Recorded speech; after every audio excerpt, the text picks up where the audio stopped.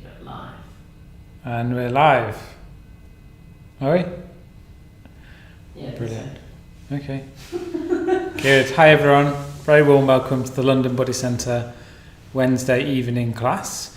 So really good chance just to practice together. I'll say a few things to help us with practice in general, but first of all, it'd be good just to sort of, in a way, meet you. I have to sort of imagine you a bit more than if you were here, unfortunately, but we can still interact. So I think if you tuned on, definitely say something in the box, even if you're one of those people that just sort of sits back and doesn't normally do anything, like me actually normally. See if you can just sort of see if you say something in the chat box now, just to introduce yourself. That'd be great. Because how many people are tuned in at the moment? We've got 12 people there. 12 people, so loads of, that's brilliant. So just say hi. And Sanjay's with us. Sanjay, come round and say hi.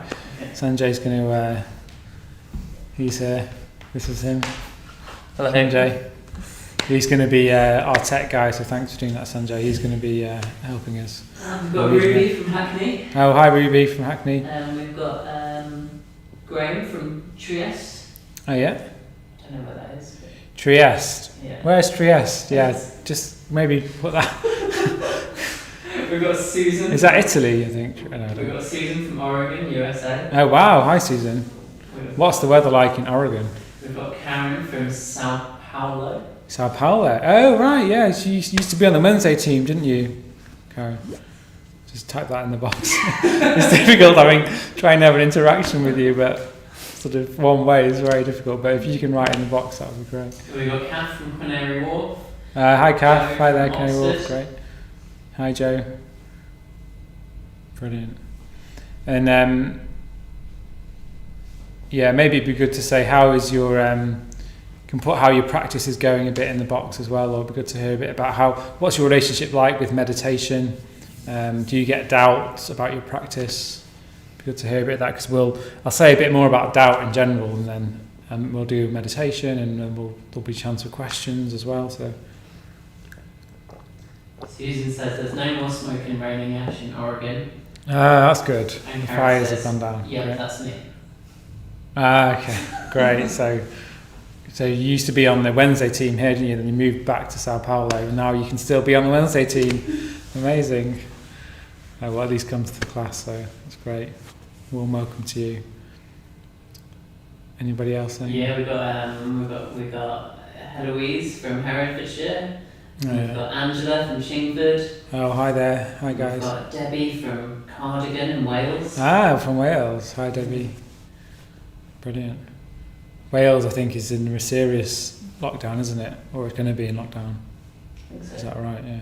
Yeah. Sorry to hear about that. It's not easy for any of us at the moment, is it? But anyway, we've got our practice to fall back on, which is good, and that's what we're going to be focusing on tonight. So we better make a start. So, as I say, what we'll do is let's start with the meditation, because if you've had a day like mine, it's been a busy day probably, or at least a day.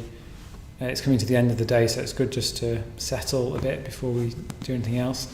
Then I'll say a bit more about working with doubt. In a way, what that means is working with our mind, working with meditation. How can we go deeper in meditation? How can we go deeper in our lives? And then I'll give us some sort of good tips, meditation tips, and see if we can put them into practice before the tea break, before 8 o'clock. And then we'll have a little tea break, and then there'll be a chance for some questions after you've done the meditation, see how you got on with the meditation. Okay, good. So, but let's just start off with a bit of a meditation. Anyone else that's joining us as well can just sort of come straight into doing a bit of meditation. So, just setting ourselves up. So, if you've not meditated before, is anybody brand new on the chat? Oh yeah, so it's just your mum. Oh, okay. Hi Mum. Thanks for tuning in from Manchester as well. Okay, good. So if anybody is new to meditation, then you're just trying to find a comfortable posture. So and maybe it takes a bit of adjustment, so your head's balanced, your shoulders are nice and balanced. You can be sitting on a chair, that's absolutely fine. See if you can sit on a chair with a straight back. and have your feet flat on the floor. You can even turn down the screen brightness if you want a bit of a rest for your eyes. And if you've got mats and cushions, sitting on the mats and cushions.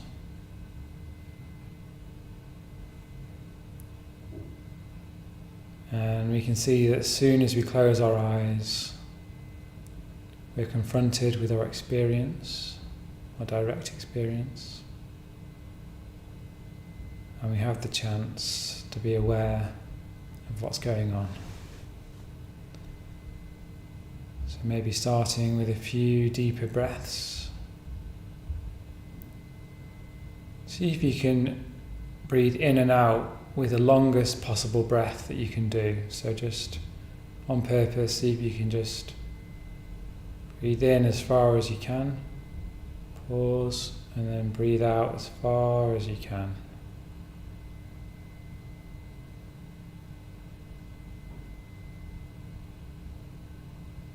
So the longest comfortable breath.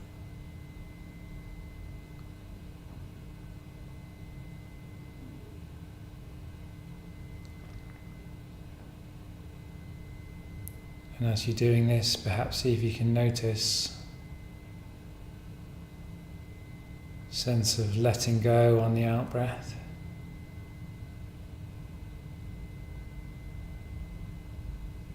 And energization on the in breath.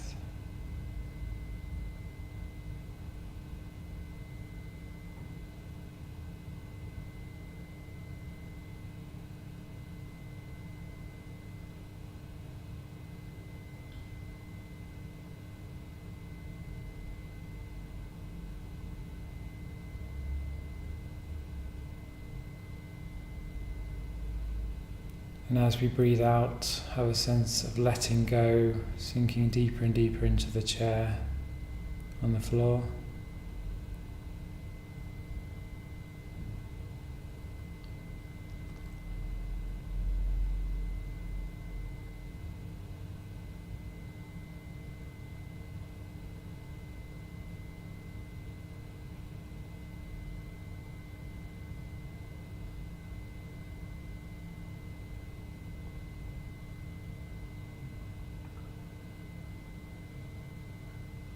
Seeing if we can soften the eyes.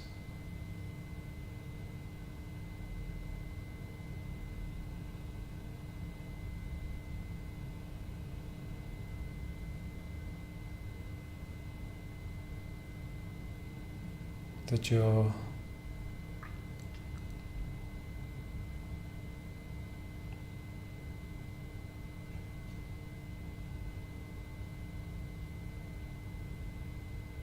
And the whole time, the breath in the background of our experience, massaging the body.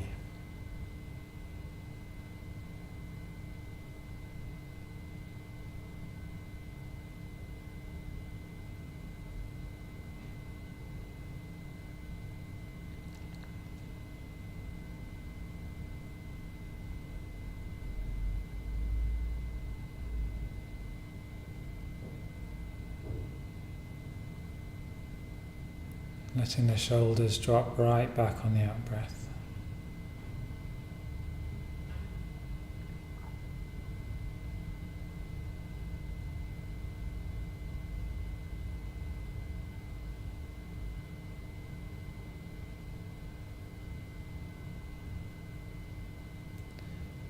In touch with an open heart, any emotions around the chest area. Perhaps a sense of appreciation of being able to meditate with others around the world.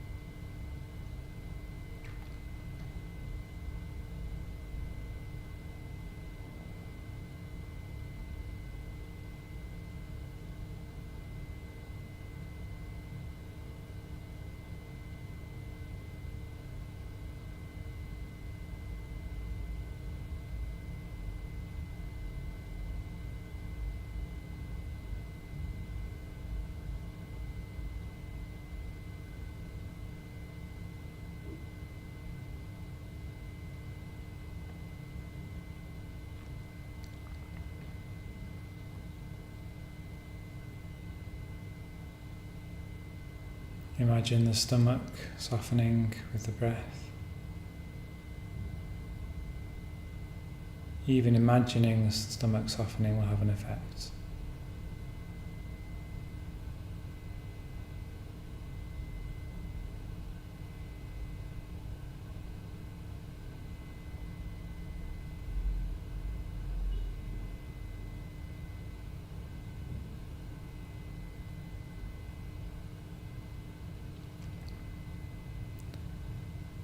The spine rising and falling.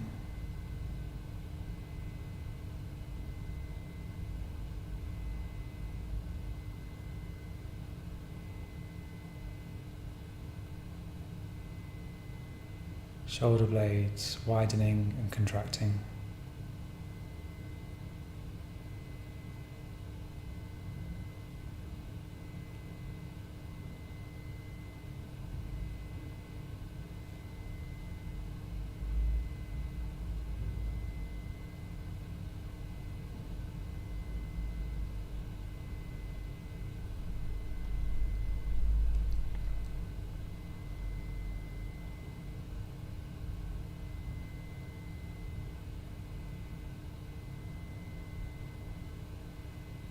You're just having a sense now of sounds in the room or outside the room.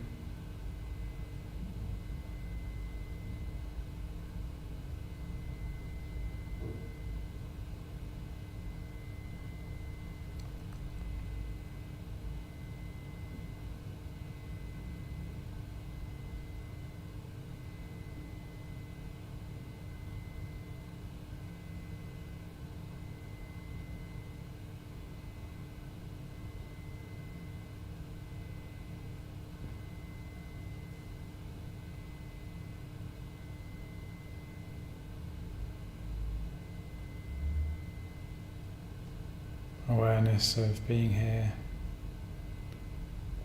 at our desks, at our computers.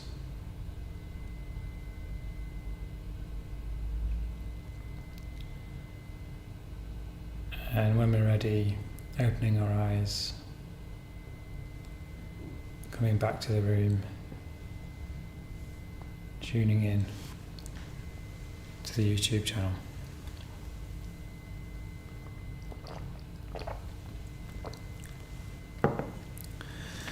Okay, good. So I hope that was settling. It certainly was for me. It's so funny, isn't it, how we often forget that we can go deeper in our mind, that there's sort of something deeper to feel and to experience. We so often just live on the surface of our mind, so even 10 minutes or so can just give us that glimpse of something a bit deeper. So I hope you appreciated that.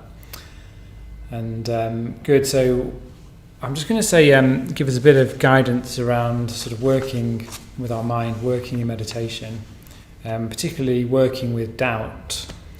And then I'll say, then we'll meditate and then we'll have a bit of a break.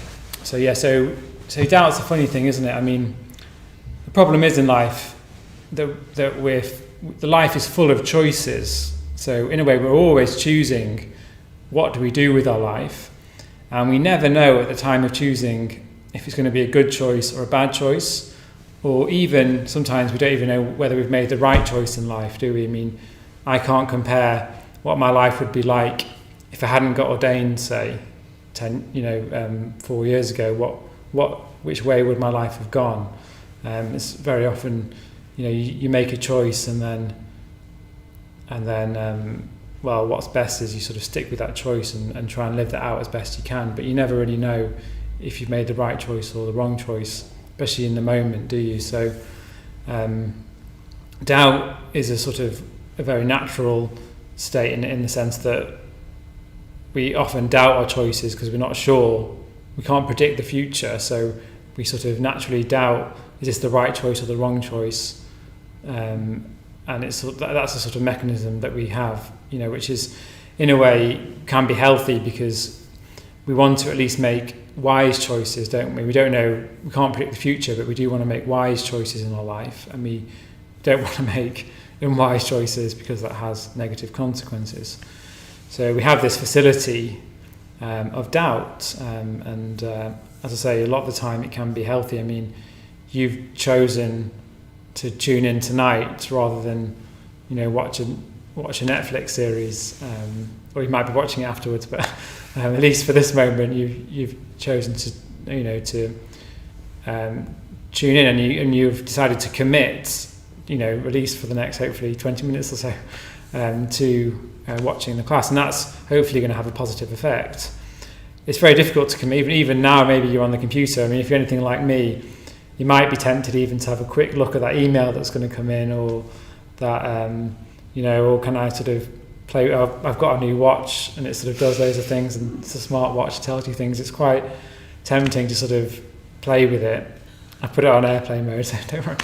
But it's very difficult in life, isn't it, to commit? But we know that if you say just commit to, say, watching me, for example, it doesn't have to be me, but just watching me now, then that hopefully will give a benefit. So some doubt is healthy. Some doubt is healthy when it comes to what choice you're going to make. But once you sort of more in the habit of wise choices, then I think then it's a time just to sort of commit to one set of choices. So say you've got a meditation routine, you just commit to that routine, so you don't really have to think about it anymore. So for example, we meditate from 7 to 8 in the morning. We just get up and meditate, and that's really helpful to have that routine, which sort of gets rid of the doubt, or should I do this, should I not? And you can have doubts on the sort of macro level, can't you? The doubt, what do I do in my life? Do I quit my job? Do I get a new job? Do I get married to some person? Do I even go on holiday somewhere? So you can have doubt on a macro level, and also when you're meditating, you can have doubt, just moment to moment, as in like, is this practice any good? Am I any good at it? Is it getting me anywhere? What's the point?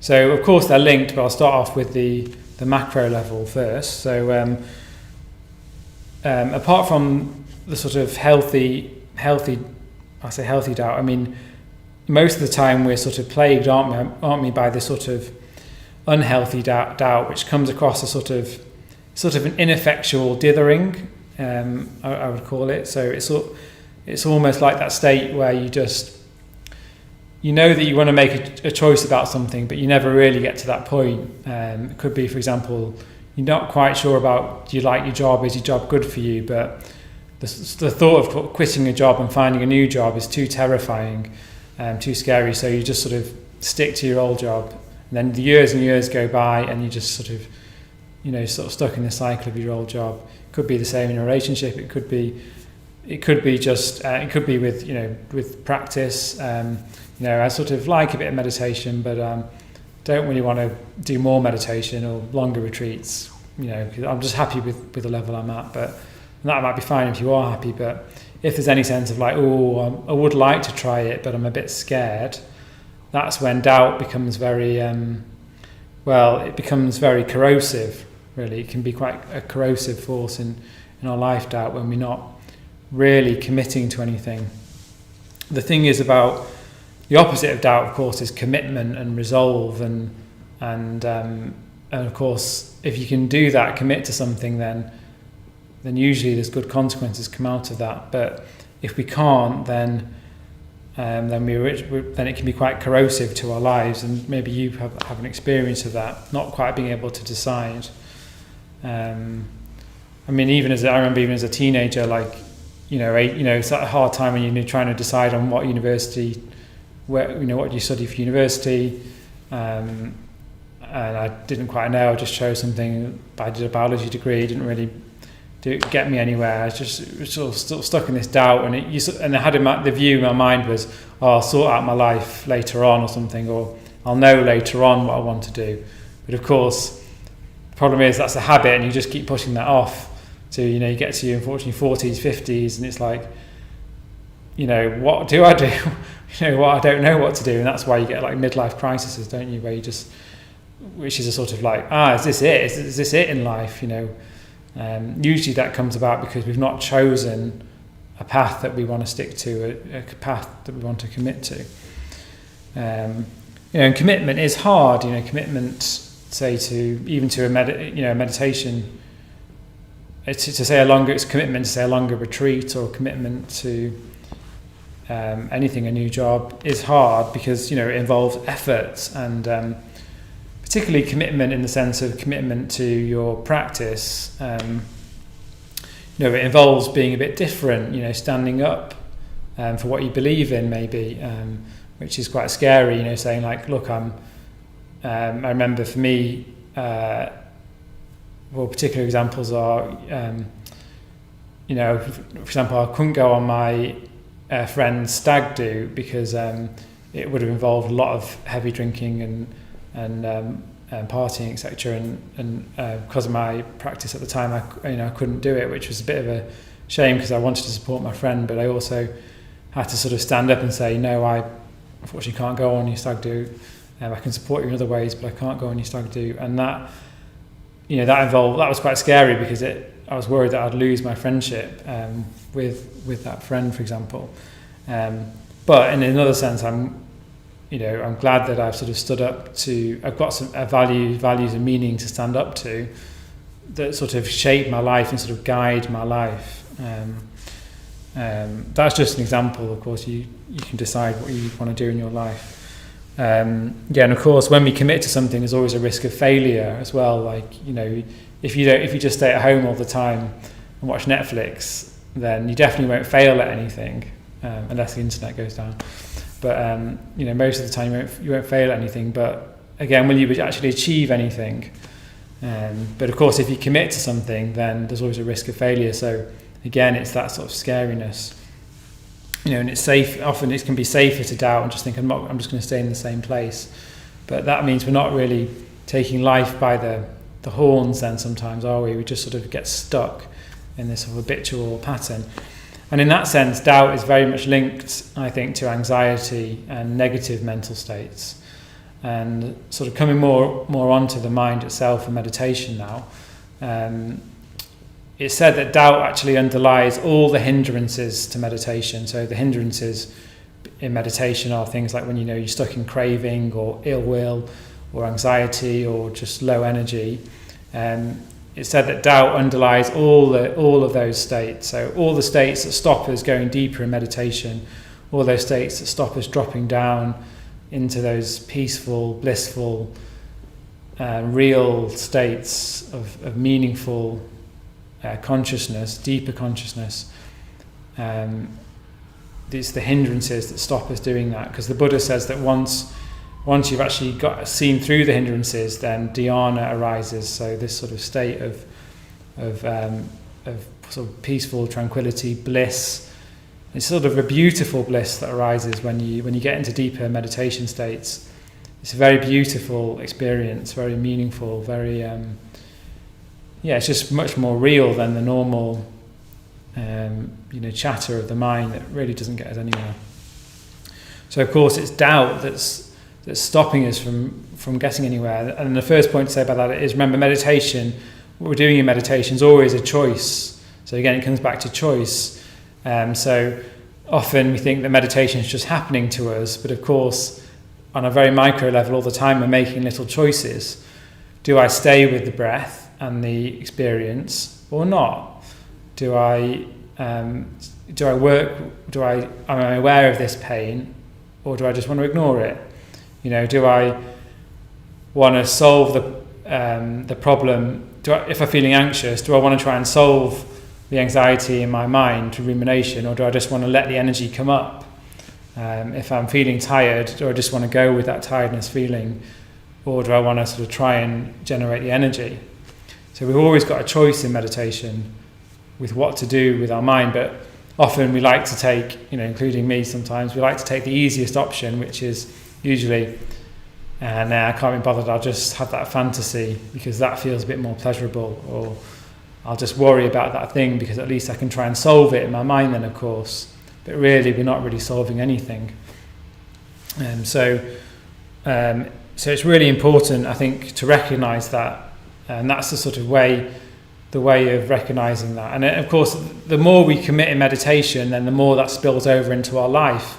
So if we do manage to get down deeper through the hindrances to our experience, get more of into a better mental states, then of course life's much more easy to then pick, I want to go down that path, or I want to do this today. It's much more easy to commit to something in life than when we're in better mental states, which is in a way the whole point. If we're just stuck in craving and anxiety, then we can't really commit to anything because we're just stuck in these states. So the question is, how do we do it? So how do we really commit to our meditation? How do we work with the hindrances which are covering these deeper states? Well, first of all, by tuning in, turning up here is a good start, and then I think it's very important, especially if you're meditating for a while, to sort of work with inertia in the mind. So if you're meditating for a while, you'll probably already be in a habit of how to meditate. So you'll sit down, right, I'm going to do that thing, the breathing thing, or the metta thing, and then lo and behold, we get stuck once again in the same pattern.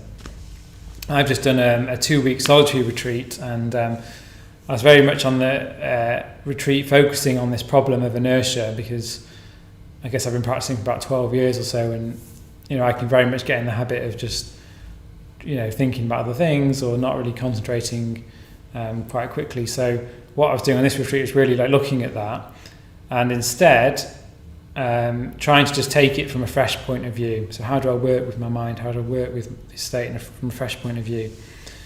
I think that's the first step. Then so you have the intention as the first step. And the second step is you just be aware. So you're really aware. Have I got those doubts already in my mind? Like, I'm not going to get anywhere. It's not going to go anywhere, or this doesn't work, or I can't do it. So usually it's more like I don't want to do it. Or it's more like, I just want to think about something else, or it's too strong, my experience, don't want a bit of strong experience. So just being aware of what it is, and then of course working with any tensions in the body, like we did in the body scan, just trying to soften into that. That's the second step. And then I think the third step is to really see meditation as a practice of enjoyment, a practice of a chance to go deeper into something amazing, something beautiful, something wonderful. Because I think if we just see meditation which is what I can do, is just like, I'll just do meditation because I want to relax a little bit, or I want to sort of get something out of it, or I have to do it, then it sort of stagnates us. But if we have this sort of idea that meditation is wonderful and can bring out wonderful experiences, then we're much more likely to be interested in it. And what we don't realise is that we colour our own experience by the way we look at things. That's a sort of key Dharmic teaching, a key Buddhist teaching, is that we colour our experience by the way we look at it. So the intention to the meditation is very important. And then, as I say, being aware of the body. And then finally, once you've got that intention that you're just going to enjoy it, you're going to see what happens, you're going to be with your experience, whether it's unpleasant or pleasant. You're just going to really imagine that you're going to have a good meditation. If you can bring that attitude to it, then lo and behold, something does happen. And what can happen, I was definitely trying to work with this sort of attitude on retreat, and what can happen is, to my own surprise, is that I found like lots of like pleasure, physical pleasure coming up in my body, I was sort of imagining it coming up from my stomach up through the body. I was sort of feeling a lot calmer. I was just really enjoying a sort of more of a blissful meditation. Now I was sort of I was sort of aware of pain in the body, so it's not like I just sort of had no pain and no anxiety or whatever, but I was sort of just aware of the pain, aware of the anxiety as just sensations. So I wasn't sort of worrying about the worry, I wasn't worrying about the pain. I was just sort of very much sort of in tune with my experience, and that was very sort of, and that really sort of shook any doubt that I had, because I was actually putting the effort in. It sort of I was sort of testing out my own experience. That's what I'm trying to say. I was really saying that, look, I really am going to test this thing out. Like, okay, maybe I've got some doubts about meditation, but I'm going to test out to see, does it work or not? But you have to really test it. You have to really put the effort in to test it. And, it might not happen over one sit, but if you can put the effort in over, say, every day this week, for example, then you're sort of looking for a response in that way. So, so how I was doing that was really just trying to use my imagination a bit more, as I say, to imagine that there is pleasure in meditation, that there is joy, there is energy that I can sort of I can get in touch with, even the energy of even the sort of energy of anxiety, the energy of pain, the energy of boredom is still just energy. And if I sort of imagined that energy just moving around the body, and then things started to happen, it was very interesting, and it was very much it felt like I was very much more concentrated in meditation. And then of course the doubt then goes as soon as you're in touch with as the Buddha said, as soon as the hindrances have gone, including the doubt, then it just is very very peaceful, and there's no doubt there's no anxiety, there's no ill will, there's no craving. So what we should do is, I think, let's just give that a go in this period now. So see if we can we'll set ourselves up for another period of meditation for about half an hour or so, and we'll see, I'll guide us in a bit more and see if we can sort of approach the whole meditation with a sort of new, fresh look, as if we're just meditating for the first time, so there's no inertia there, and as if we don't have any doubts about the meditation or where you can go or what it's going to do for me. You don't need to worry about all of that. You just need to become more aware of the breath in a certain way. I'll explain is use our imagination a bit more, and then see if we can really concentrate on the breath. And what I'll do is I'll show us a few exercises on the breath as we do it, and then we'll do a period of the mindfulness of breathing. Okay, great. So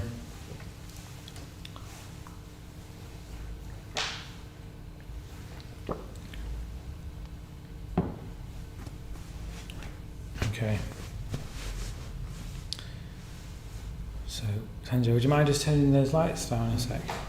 So we'll just turn the lights down. See if you can turn your lights down in your room. It does make a difference, actually. And turn your phone on silent and all that sort of stuff. All right, brilliant. Can you still see me? Hopefully, that's good. Okay, good. So again, just setting yourself up, just setting yourself, making sure you are comfortable, because remember, we're trying to enjoy the meditation as much as we can. So do make sure we're as comfortable as we can. Even if you've got pain in the body, which most people have, to be fair, I mean, unfortunately, but even if we do, then that's okay. But see if we can make ourselves as comfortable as we can. Okay, so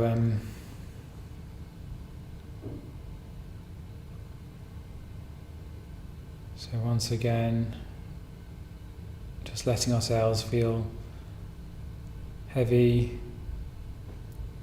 on the chair or the mats and cushions.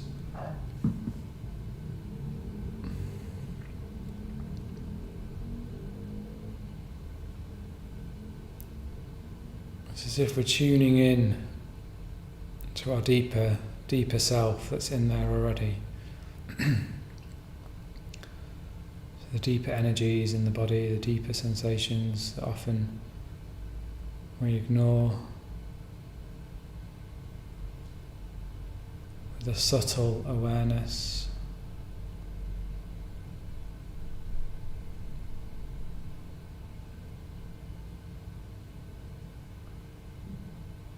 And again, we're just starting with those longer breaths. So if our mind's very distracted, you can even count As you do the in-breath, 1, 2, 3, 4, 5, 6, and then 6, 5, 4, 3, 2, 1, silently in your mind. 1, 2, 3, 4, 5, 6, 6, 5, 4, 3, 2, 1. That just helps us to pay real attention to the breath, that long breath.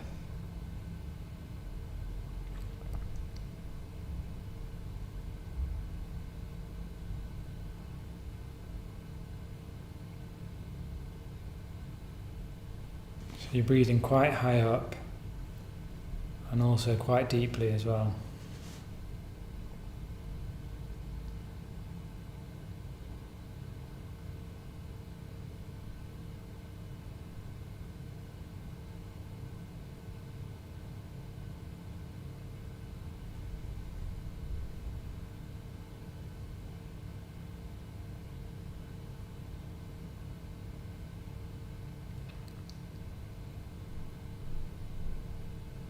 And if you notice any thoughts or ruminations, see if you can just notice them. There'll be some sort of doubt in there. And then instead see if you can commit to the practice, testing out experience.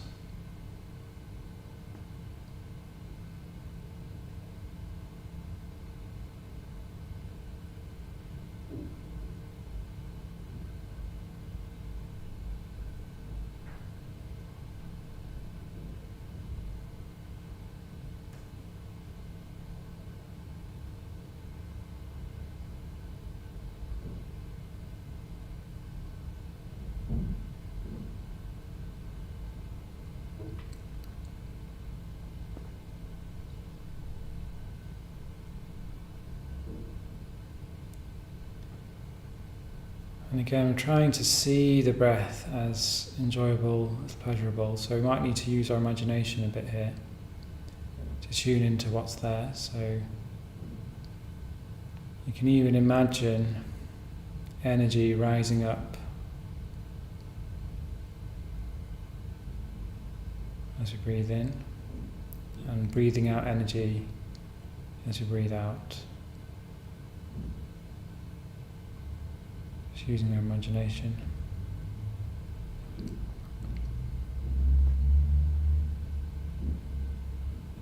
See if you can tune into that energy.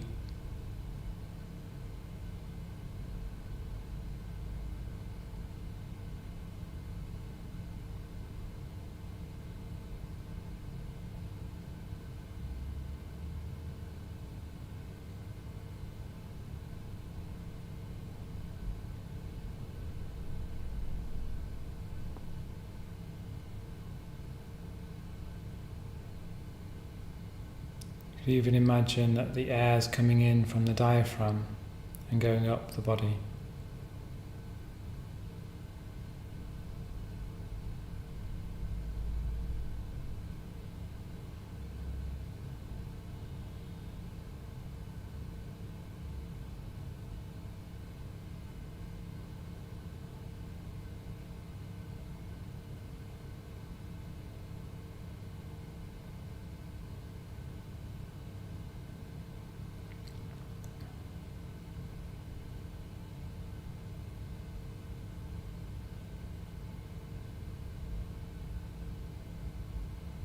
It's as if that air is infused with a sense of pleasure and well-being, so that it's having a physical effect.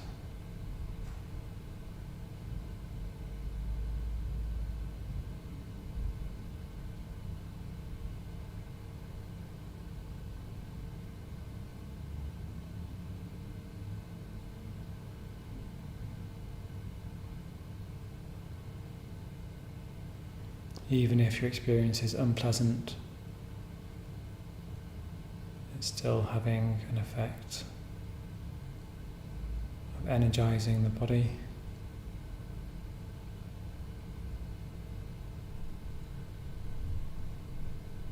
As you imagine the air coming in from the diaphragm upwards.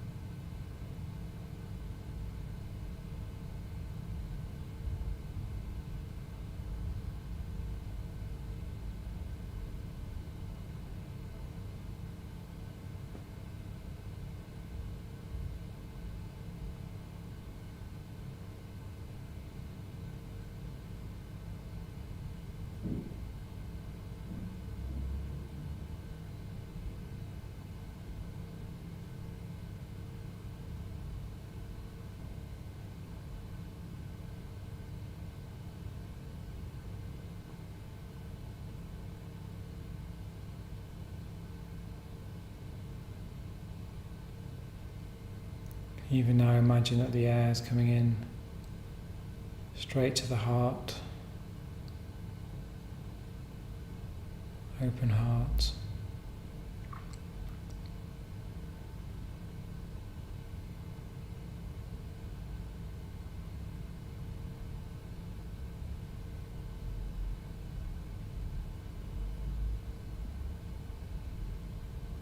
If you're not in doubt, then you're concentrating, and there's a sense of release in that, relief. Because to commit is relief.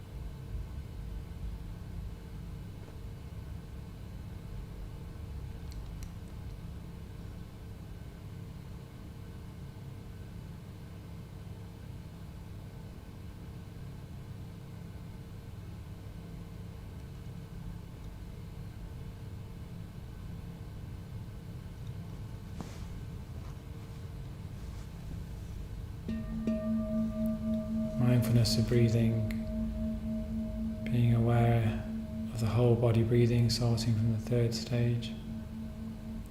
As we continue this awareness, if our mind gets distracted, we can bring back the counting. See if you can continue imagining this pleasure coming up, filling the body with a subtle awareness, an open heart, as best you can.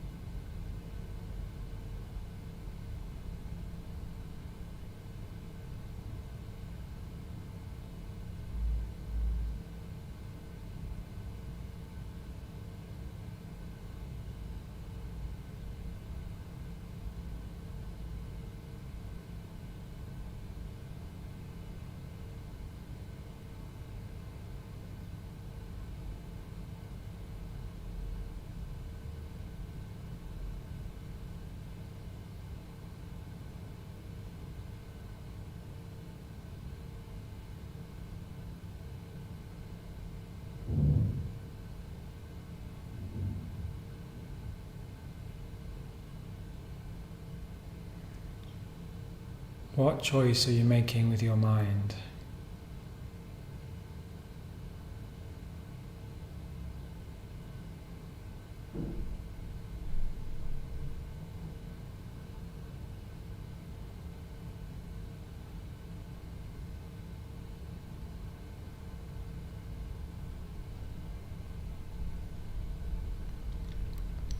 How are you approaching your meditation?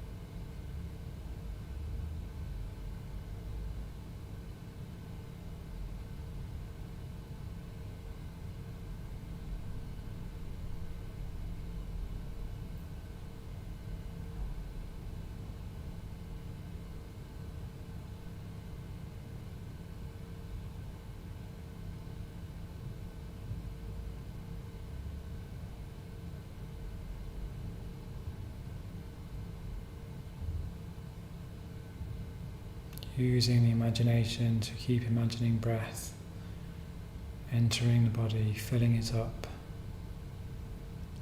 with energy. Even imagine breath coming from the back straight into the heart.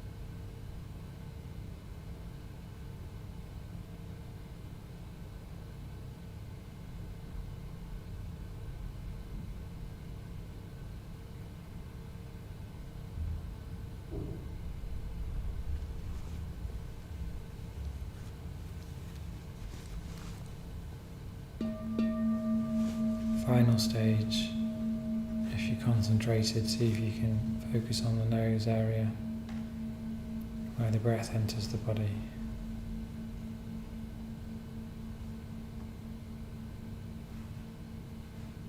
With a background awareness of the chest and the breath.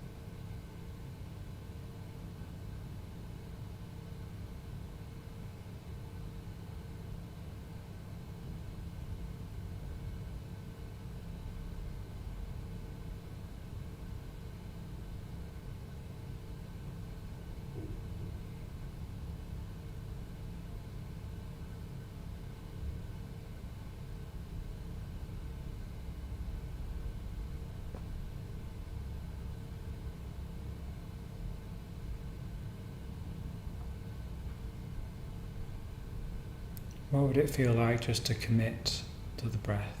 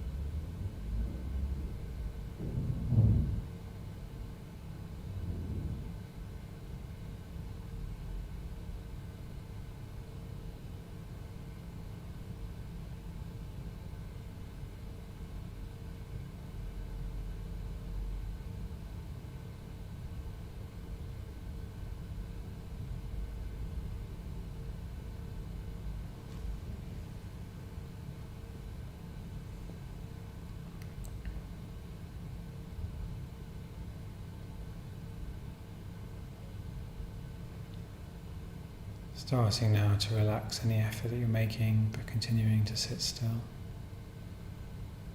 Absorbing the fruits of the practice.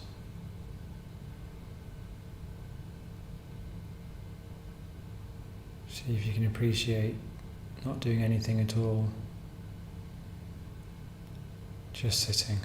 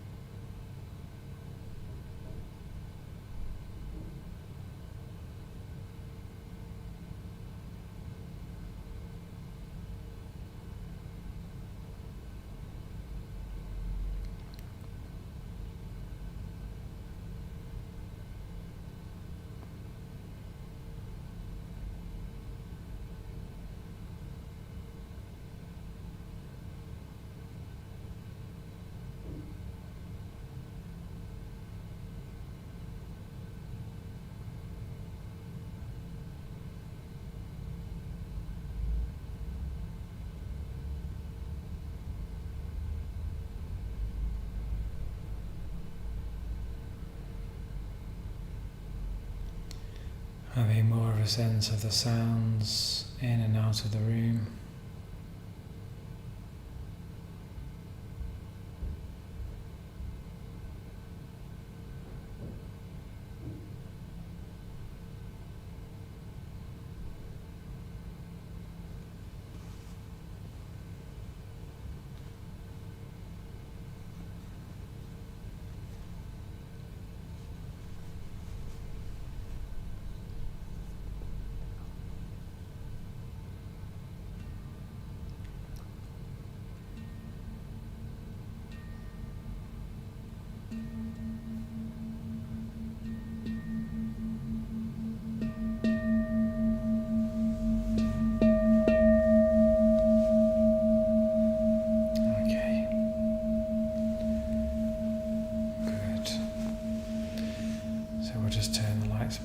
So just setting, opening your eyes,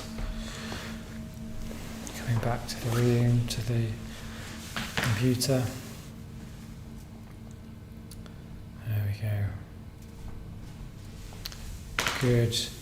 So I'd be very interested to hear how you found that meditation and what your thoughts are about doubts you have in life. It might be doubts in general, it might be doubts about practice, or whatever you think is appropriate.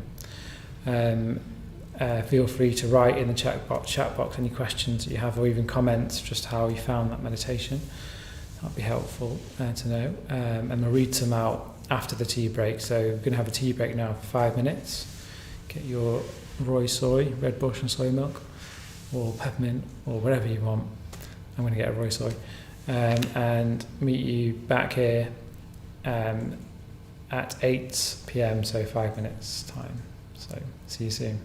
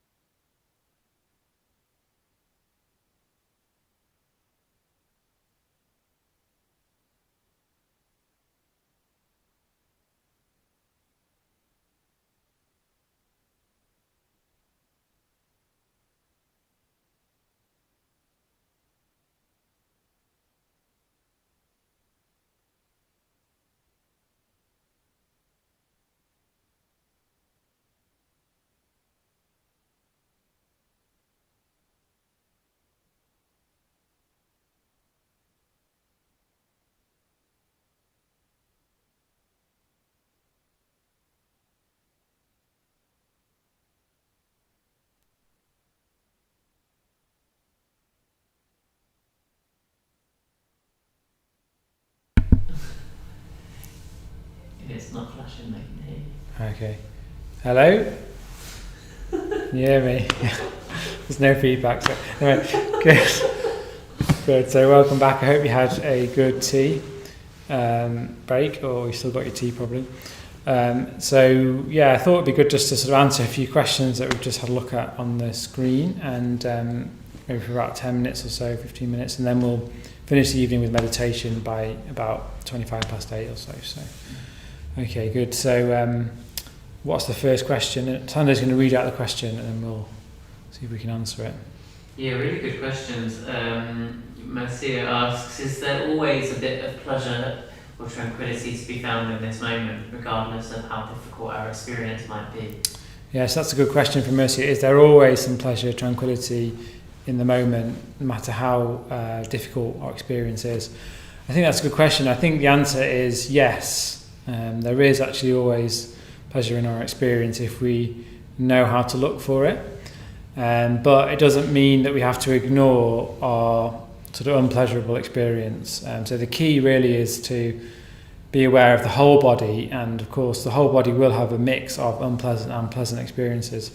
But as soon as you sort of let your mind be aware of the sort of unpleasant experiences, and at the same time you're looking for pleasure, then the pleasure will just take over in the end. So you drop down below the hindrances, so and you're just aware of the whole experience. For example, when I was meditating on the retreat, I was very concentrated, so there's no thoughts or ruminations. I was just very aware of the whole experience. But I was also aware of there was some back pain as well, and I was aware of that within the experience. It's not like the pain went away, it's just that it was just like it felt like it's just a sort of type of energy or sensation. But I wasn't sort of reacting to that. It was just part of my experience as well as the sort of pleasure. So I think we have to include our experience and then sort of gently cultivate that positive experience. I think the problem is our minds are so set on the negative that we even believe that's more real than the positive. So I think, for example, if there's a bit of tension in the shoulder compared to a bit of pleasure coming from the breath, we'll naturally focus on the shoulder as if that's more real. It's like because that's painful, therefore that needs attention and more real, need to do something about that. It's unpleasant. Whereas of course there's pleasure coming from the breath, but in a way we're not trained for that, so we just focus on the negative. But what we're trying to do here is change our mindset to bring in the positive as well as of course the tension in the shoulder. But you're just trying to really, in a way, it's like you're trying to look in a slightly different way at the same experience, but if you look in a different way, you'll have a different experience. You'll have a more whole experience, and that might take time, practice, and these habits are deep, of course.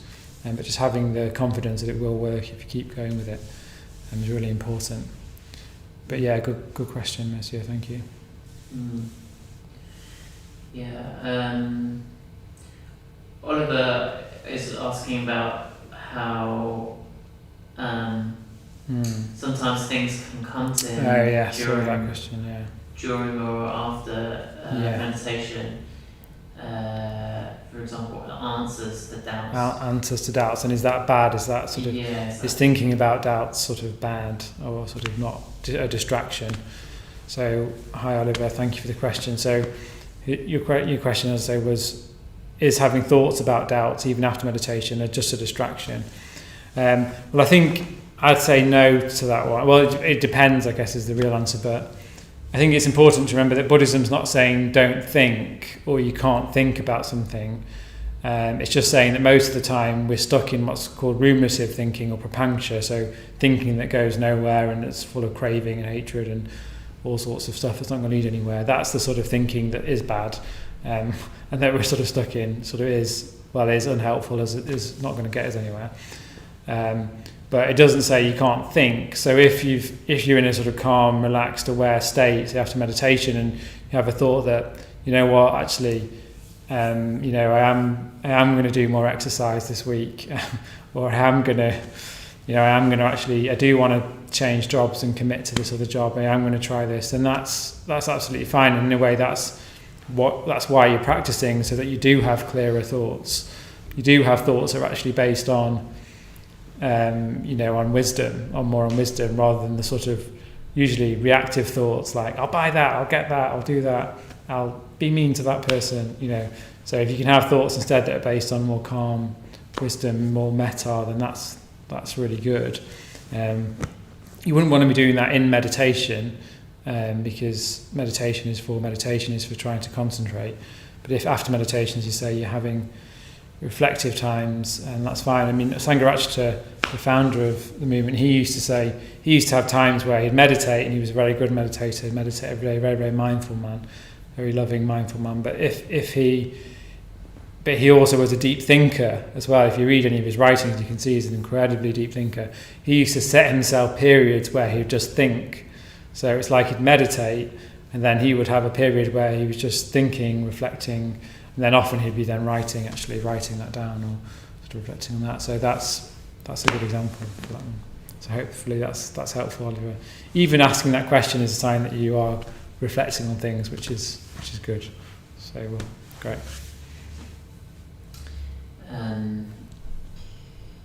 Deirdre says that that ironically one of her doubts around engaging the imagination is that it's making the experience less real. Do you have any reflections on combating this way? Yes, that's a really good question. So, is engaging the imagination actually making the experience less real, or you're less likely to concentrate because you're thinking, is this actually real, or am I just making this up? I think that's, again, it comes back to this sort of attitude thing, and we're not the sort of sense that we're not quite used to sort of working with our imagination, and we see it very much, our imagination very much as a sort of fantasy thing that kids do, and this is actually, the pain in my shoulder and my knee, that's real, everything else isn't really real. And again, that's partly because we're sort of habitualized to the negative, but also because we're just not quite aware of what the imagination can do, or what that means, the imagination. I don't mean by imagination fantasy, making it up. I mean, if I imagine talking to you now, I'm having to work quite hard because I can't actually even see your face, but if I can imagine talking to you, then I can empathize with you. Something's happening, which is to me, even now in this interaction, something's happening in my experience. I'm sort of warm to you. I'm a bit moved by your question. Do you see what I mean? I'm imagining you. So we're imagining that's what I mean by imagination. We're just sort of putting the idea out there. In this case, I'm putting the idea of you out there, and then seeing if something happens. Or, when you go to see a film, when you see a film at the cinema, you're having to imagine that film is real, what's happening is real. And of course, it's not really real. It's not real, but the effect it's having is real on you, your emotions. You might cry at a film or laugh. That's real. So that's what I'm trying to say. So you imagine pleasure coming up, and you're looking for a real effect from that imagination. So even, yes, of course, you are doing something to attenuate your experience. You're imagining, so that's an effort. But that might have a real effect in the body. That's what I'm talking about. So I imagine the breath coming in from the diaphragm. Of course, it's not really coming in from there, it's coming from there, but I imagine the breath coming in, and that is having an effect. I'm feeling it's as if the breath is coming up from the diaphragm. I don't need to worry about, is this real or is this not? All I'm interested in is this helping my concentration, and it is, because suddenly there's breath coming up, and then that's quite pleasurable, and there's energy there. A bit like I say in a film, I'm not worrying about, they're just actors. Not only are they actors, but it's just light on a screen, and it's still having a real effect. So the imagination is very, very powerful, and if we just sort of don't use it. If you don't use it, it's very hard. Then if we're just like, what's real now in my experience, and it's very difficult, because in a sense we're using our imagination all the time. As I say, for me to talk to you, for you to tune in tonight. Does that make sense? I think it's a good question. I'm definitely not saying make things up or don't tune into your real experience. It's just trying to help that real experience come up. Thank you. Okay, we've got time for a few more. Kath says, should we treat thoughts that come as though we are their observer? Kath says, should we treat thoughts that come as if we're their observer? Yes, that's a good way of looking at it. Yeah. So again, it depends what sort of thoughts we mean. If we mean like ruminative thoughts, where we're worrying about something, fantasizing about something, then a good way of, as soon as you notice those thoughts, then you're sort of stepping back, and then you are the observer, aren't you? You sort of, it's as if they're like clouds passing in the sky. That's quite a good way of doing it. Yeah. Okay. Yeah, and you're feeling the experience in the body.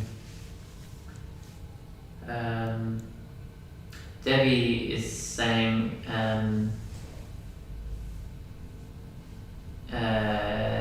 she's finding meditation really useful, but she's wondering about dealing with emotional pain, self-doubt and depression when not meditating. Okay, so thanks, Debbie. So you're wondering about emotional pain, depressive thoughts and feelings, sadness when you're not meditating. Is that right? Mm. Yeah, that's good, isn't it? So, it's a good question. I mean, because you sort of,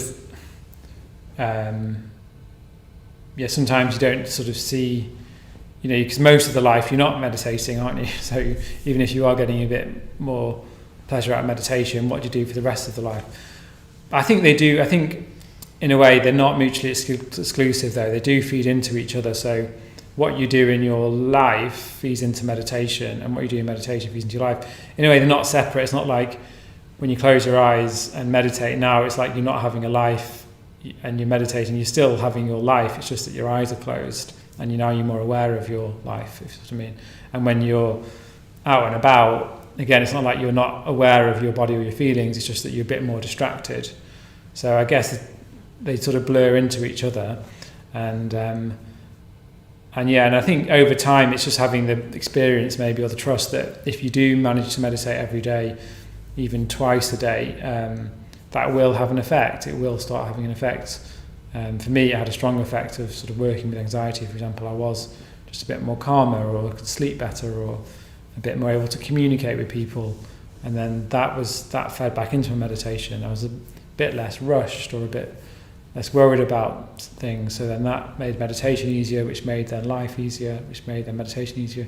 Definitely feed into each other. So I'd say just sort of keep at the meditation, and you can do mindfulness when you're brushing your teeth, when you're eating, when you're talking to someone. You're aware of, you're trying to be more empathetic to them, so you're sort of feeling their feelings. So sort of taking your practice into your life, and then your life back into your practice, and I think it will have an effect. And in a way, not being scared of having feelings, even outside of meditation. If you're having strong feelings, even if negative feelings, you sort of still be acknowledging them as feelings, as sensations, like you would in meditation. Again, not sort of adding to the rumination mill, not adding fire to fire. You're just sort of trying to be with your experience in a sort of loving way as best you can. But yeah, it's a good question, because it's that's our whole life, isn't it? Our mood and our mind. But yeah, thank you. Okay, maybe time for one or two more. Brian asks, do you ever let go of the breath and just dwell in energy? Can you do like a mindfulness of energy? Yes, absolutely, yeah. So in a way, Brian was saying, can you just dwell on the energy rather than the breath? What is the breath? The breath is just sensations, which is in a way just energy. So once you get more concentrated, it's not like you're not even thinking about the breath or energy or my experience. It's just experience, which is in a way just energy. So I think just naturally it happens as you go deep in meditation, that there is just, for want of a better word, energy. It's not even energy, if you sort of mean either. It's just this sort of sensation that feels like energy, and you're not worried about what it is. You're just very aware, and sort of like the breath and the whole body and the mind sort of merge into one thing, and it's very unifying. It has a very unifying effect. So definitely keep doing that. Okay, maybe one more. No more. Brilliant. Thanks very much. All right, good. So really good questions. So what we'll do is we'll end with a meditation, and just to Anyway, so you can process all those thoughts and feelings, see if you can sort of tune back in. It's very important, as well as being aware of the breath, to have an open heart. Actually, if you have an open heart, a positive, sort of come at it from a positive point of view, then that's doing most of the work for you. If you're not sure what that means, then maybe that's for another time, because I guess it does need unpacking.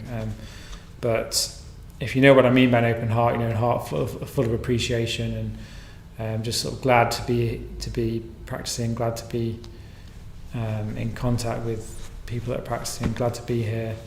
If you're in touch with that sort of positivity, then that really helps you then just sort of focus in on the pleasure, on the breath. So the two sort of go together, and maybe tune in for another session more on that when we can.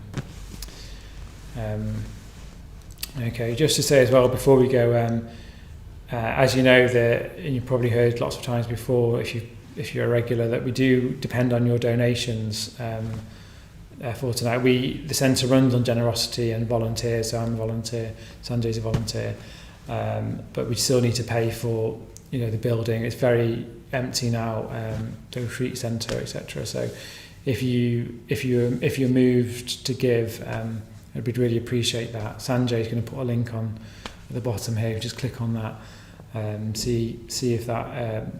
It just helps you feel more involved as well if you're giving. You can give a regular standing order even if you prefer. But really any donations you can, I would really, as I appreciate. It just helps us keep running these nights.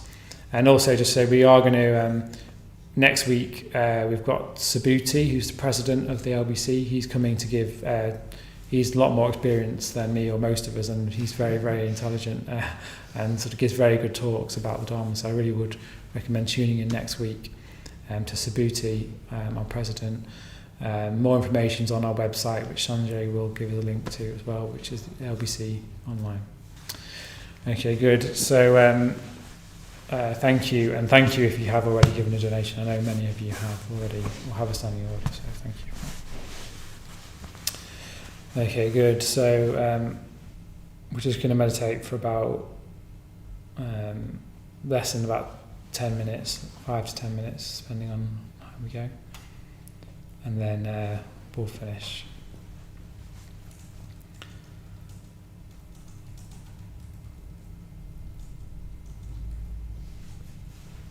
So once again, setting ourselves up for a period of meditation. Like we were saying, it's not that you're meditating, you're having a different experience. It's just that now you're aware of your experience. This is what's going on all the time, whether we like it or not.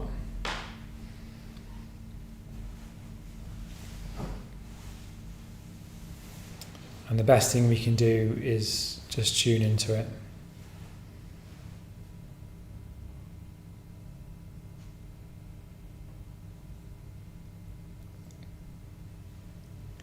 And again, we do that by tuning into the breath.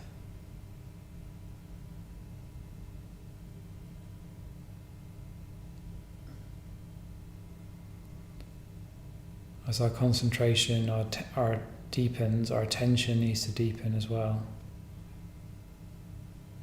So it's like the breath becomes more and more subtle, and then we need to have a more and more subtle attention.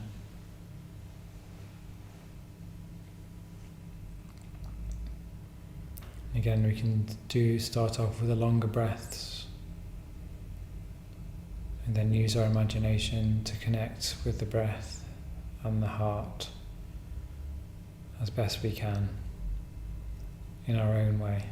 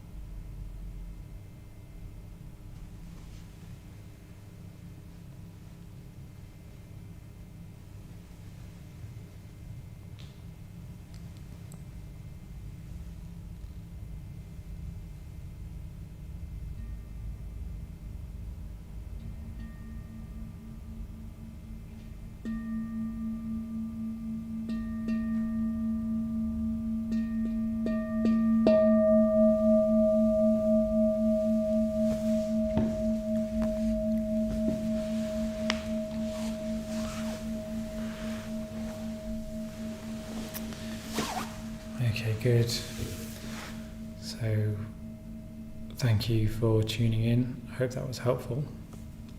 If you've got any further questions, please don't hesitate to email any one of us, any older members. Very welcome to get emails about questions that you may have, especially at the moment where we can't actually meet in person. So Sanjay, I'll stick my email on the bottom of the chat box as well.